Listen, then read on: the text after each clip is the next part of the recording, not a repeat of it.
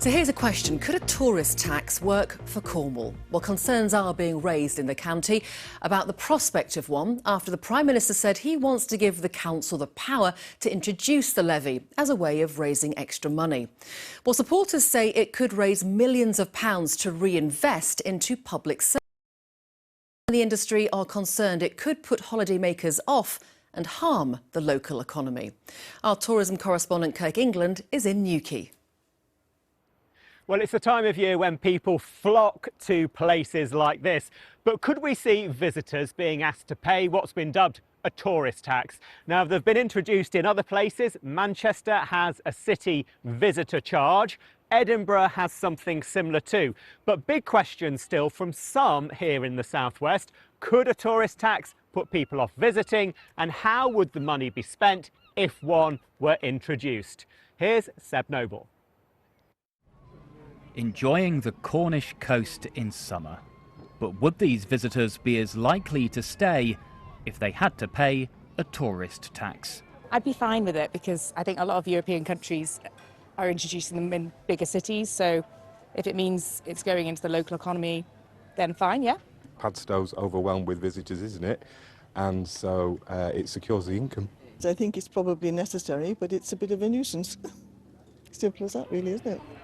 Well, the prospect of Cornwall introducing a tourist tax, or to give it its more formal name, an overnight visitor levy, has been floated by the Prime Minister. Speaking to the BBC on a visit to Cornwall last weekend, Andy Burnham championed the idea. I don't think people resent the idea of a few extra pounds on a hotel bill or an Airbnb bill. I think it could be a major game changer in Cornwall if it's pitched at the right way, and you don't have to go too far, but you just start with a level that is fair. That's a new revenue stream. However, those in the tourism sector are concerned.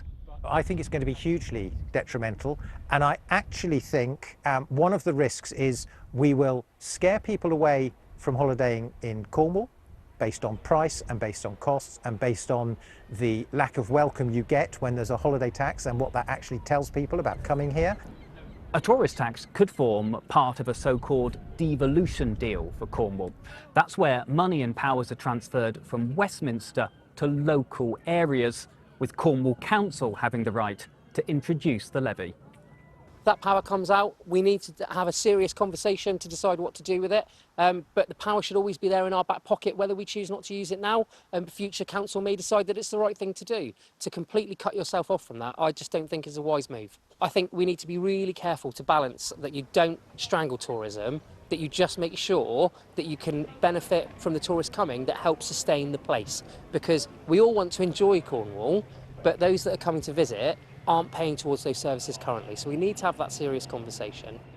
Yeah, mate. Thank you very much.